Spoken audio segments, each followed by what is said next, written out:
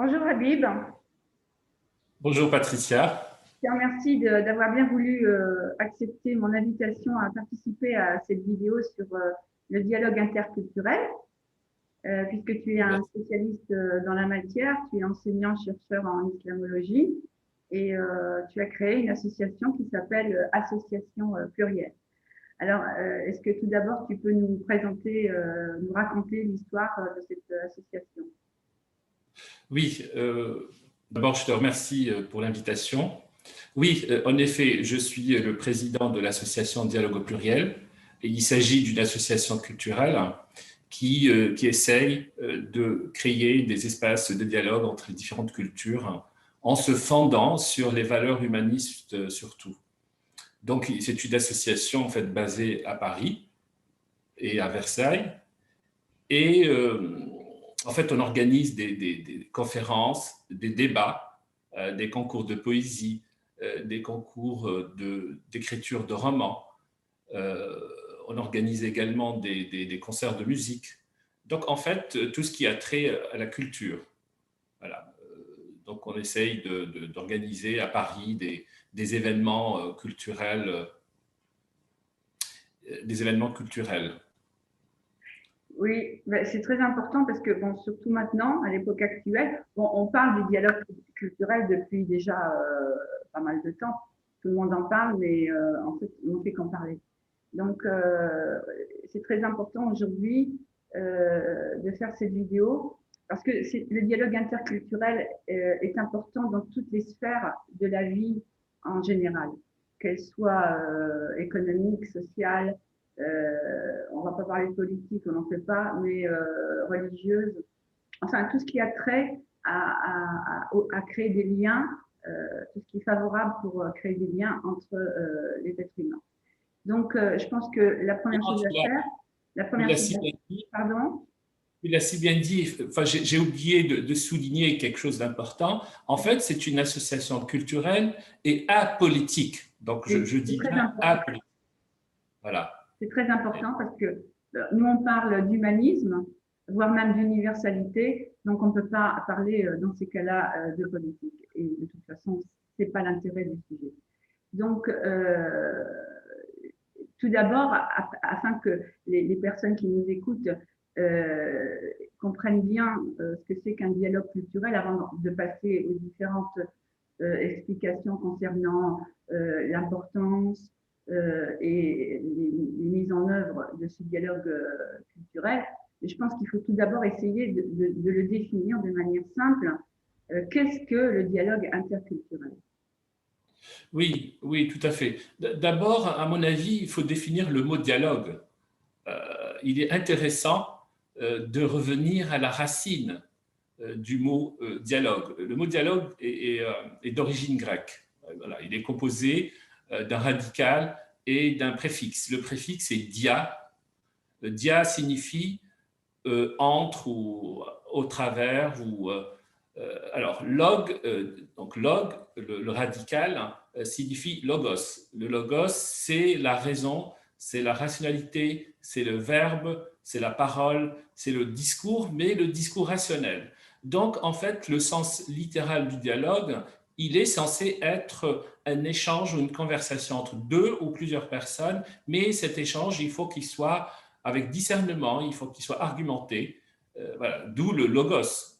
Oui. D'où le logos. Donc, le logos, c'est la rationalité. Même si, comme peut-être on va en parler tout à l'heure, il n'y a pas que la raison qui rend intéressant le dialogue, elle est quand même le déclencheur de la qualité du dialogue. Tout à fait. Tout à fait. Et pour ce qui est du dialogue, on a plusieurs types de dialogue.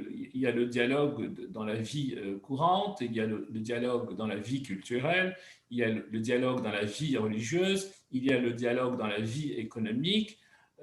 Donc, en fait, dans la vie conjugale aussi, en fait, le dialogue, il est présent partout. Si je puis dire, il a le don d'ubiquité. Il est partout. Et d'où l'importance du dialogue au Oui, jour d'aujourd'hui. Enfin, je pense que le dialogue est important aussi bien aujourd'hui que demain, parce que le dialogue est source de paix, parce que le dialogue, il nous évite les conflits et oui, il évite les guerres aussi, d'où l'importance du dialogue. oui. Mais le dialogue est très important, bien sûr, mais si on en vient au mode de dialogue, c'est là qu'est l'enjeu, en fait. Comment dialoguer? Comment dialoguer? Parce que, comme tu l'as très bien dit au début de cette vidéo, on y met la raison. Donc, on y met la raison. Donc, on va abattre, enfin, on va faire appel à notre ego, en fait, si on y met la raison. Mais cet ego n'est pas toujours un bon conseiller. Néanmoins, il est indispensable parce que nous ne sommes que des êtres humains. Donc, nous ne pouvons pas dissocier notre cœur de notre ego parce que sinon, on va aussi tomber dans d'autres excès et on ne sera plus rien parce que l'ego est humain. Donc, ce qui est important maintenant, c'est de voir, de tenter d'expliquer pour que les gens comprennent s'ils sont intéressés. Ce sont que des propositions, en fait, de travail sur soi-même et pour pouvoir créer des liens et une qualité de rapport humain avec les autres. Euh, comment mettre en place ce dialogue pour qu'il soit efficace alors que nous sommes tellement si différents les uns des autres. Donc, on en arrive à l'importance de l'identité de l'identité de chacun et du dialogue. Qu'est-ce que tu en penses?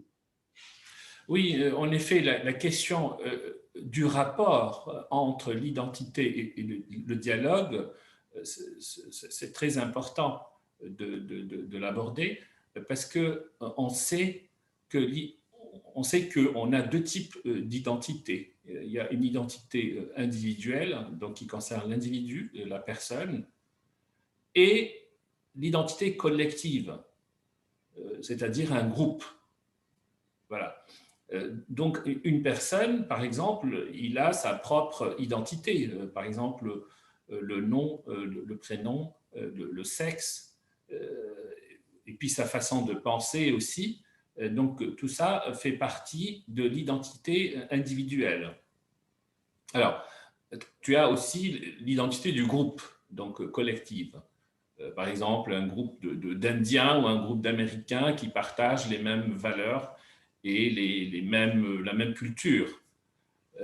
Alors, en général, l'identité individuelle est plus souple et elle est plus dynamique que l'identité collective. Parce qu'un individu, il peut penser différemment par rapport au groupe.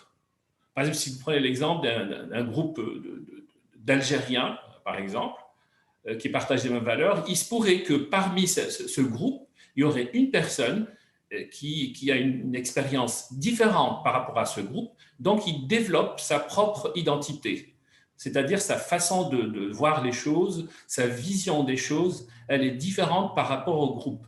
Donc on peut facilement dialoguer avec cette identité individuelle, donc avec cette personne, parce que son identité a changé, a évolué dans le temps, que le groupe qui reste en général stagné dans ses pensées, dans sa vision des choses.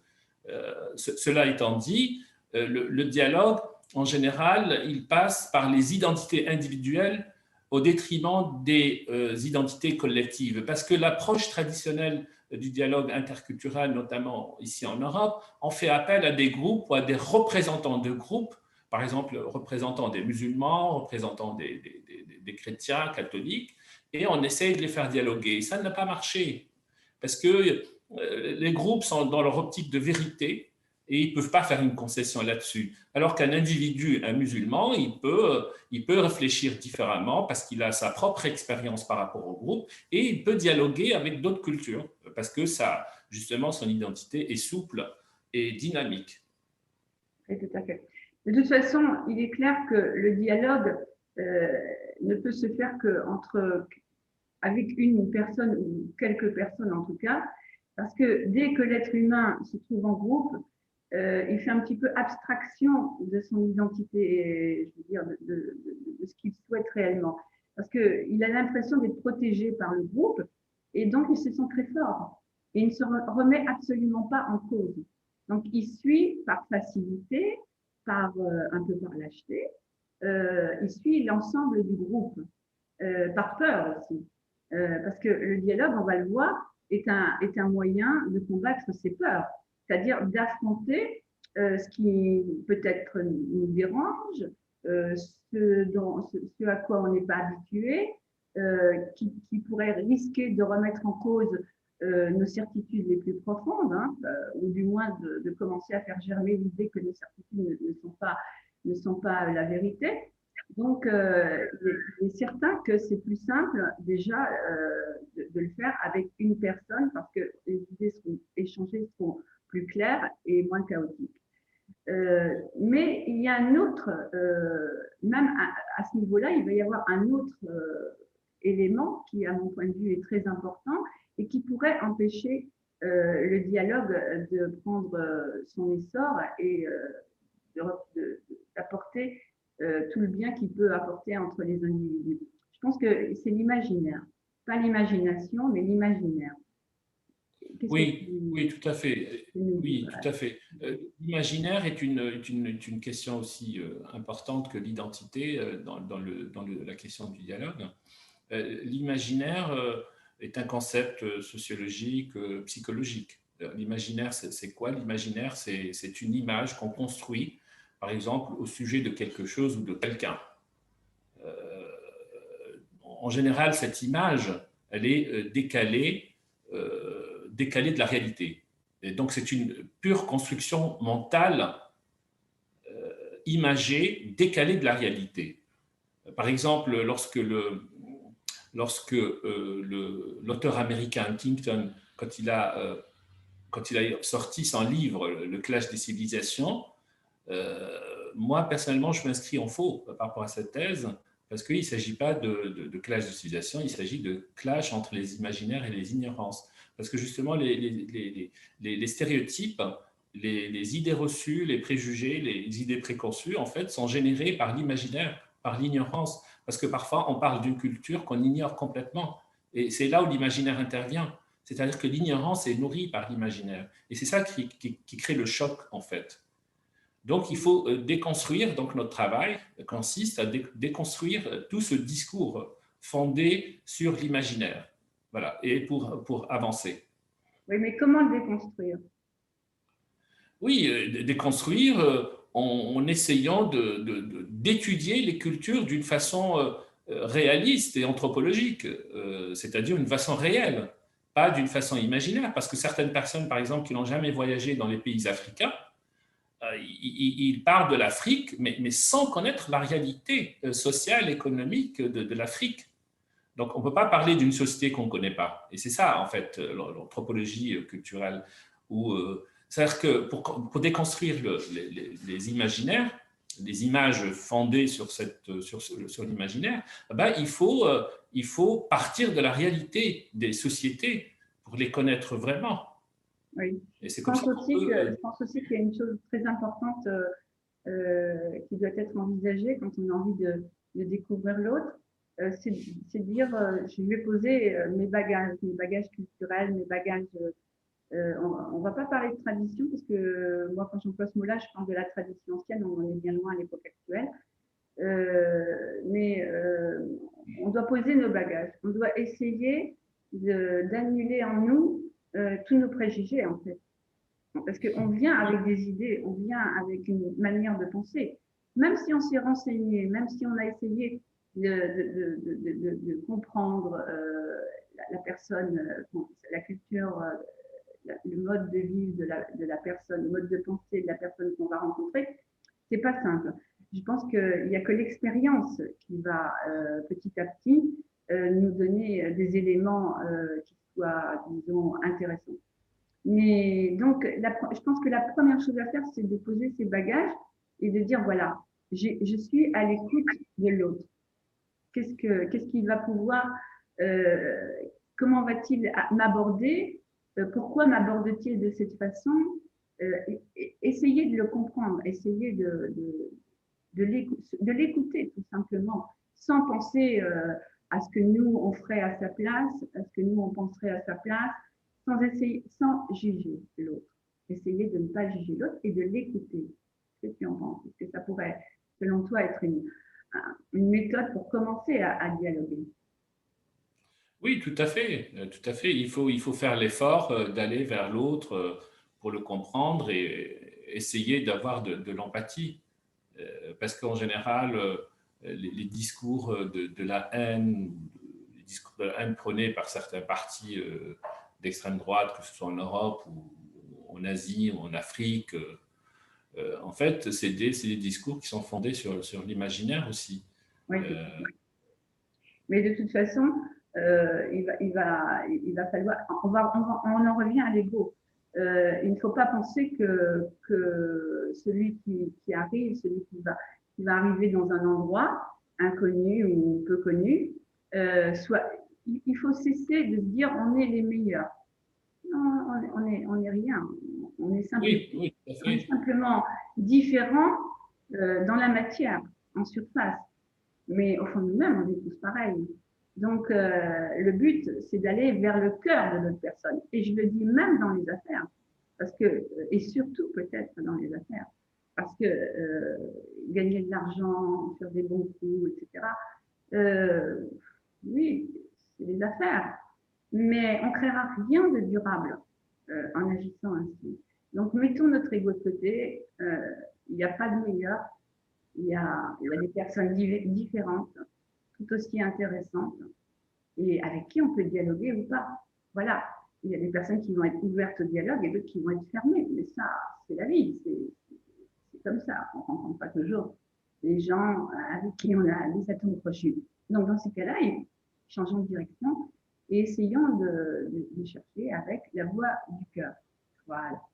Et c'est ainsi, selon moi, on va pouvoir créer des projets, même, ça vaut dans tous les domaines, hein, ça vaut pas que dans les affaires, dans l'économie, ça vaut dans la vie privée, ça vaut dans la culture, ça vaut dans tous les domaines.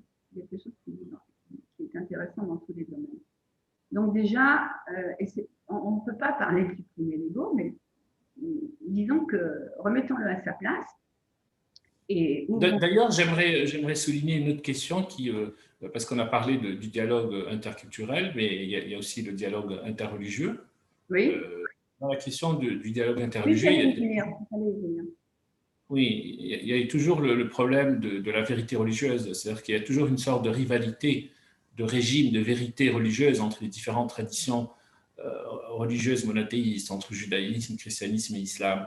Souvent, on parle du dialogue, mais c'est très problématique, parce que pour parler du dialogue et que chaque religion campe sur ses positions, je ne pense pas qu'on peut avancer. Bon, c'est bien de respecter l'autre, mais en même temps, le problème de la vérité religieuse, c'est qu'elle est sacralisée aussi bien par les musulmans que les chrétiens que les juifs.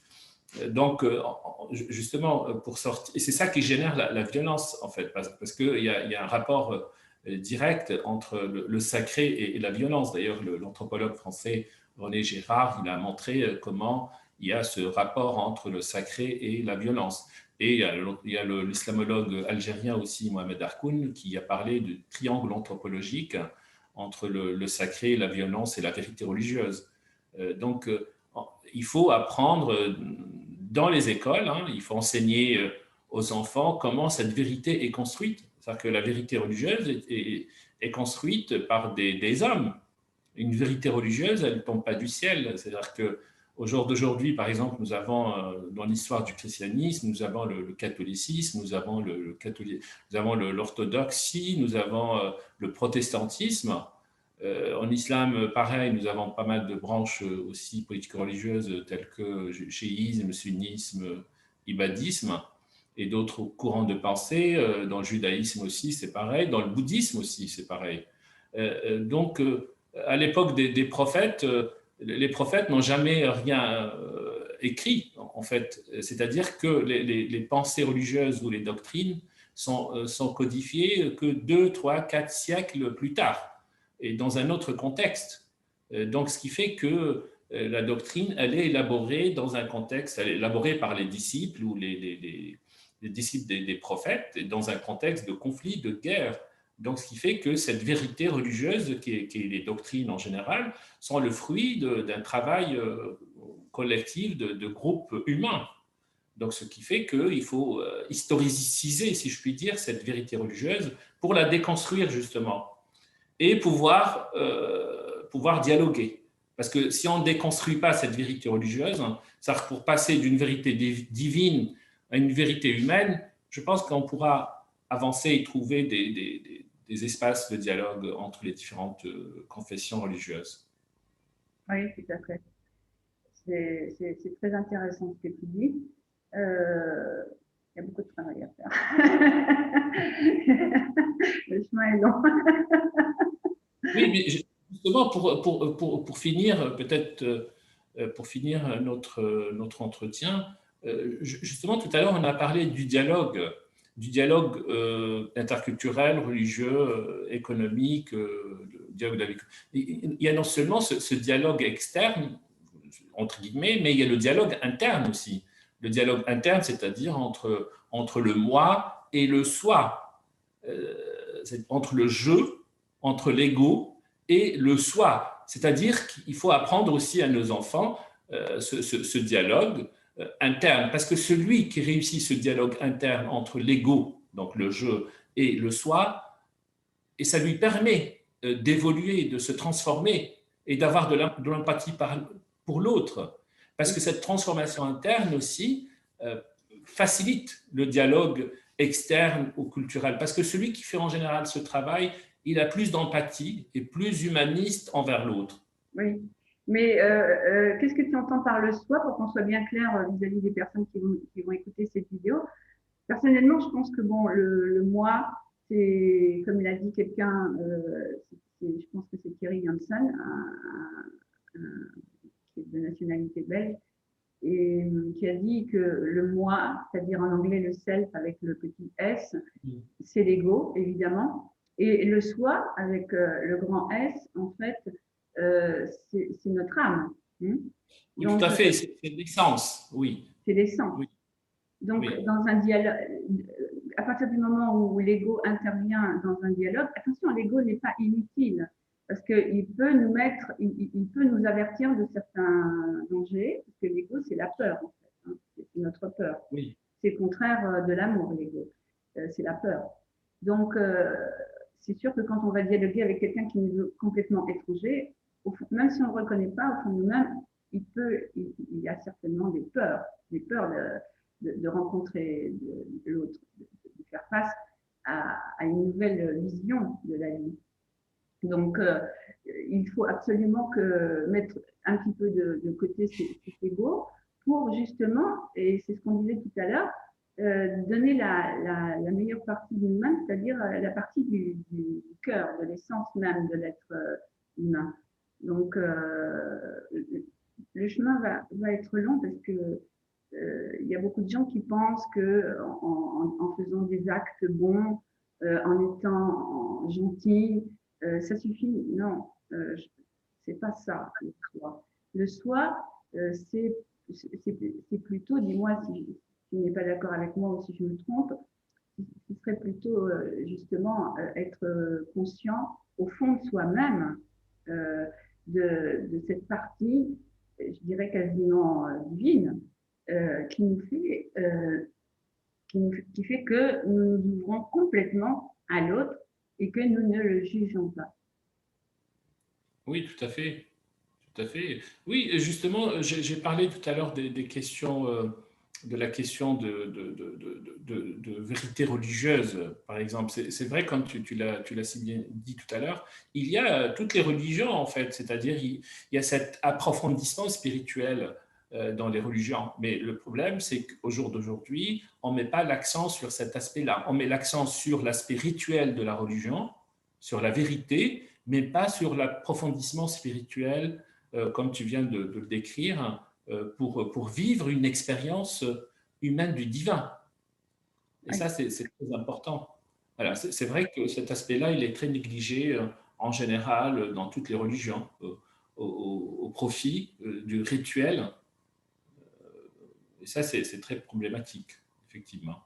oui, parce En tout que, cas, je te remercie encore une fois, Patricia, pour cette invitation en et plus, m'avoir donné la possibilité de parler de l'association et puis de certains thèmes relatifs au dialogue. c'était un réel plaisir de discuter avec toi. J'espère que cette vidéo va intéresser bon nombre de membres du site Celia Bridge. C'est qu'un début.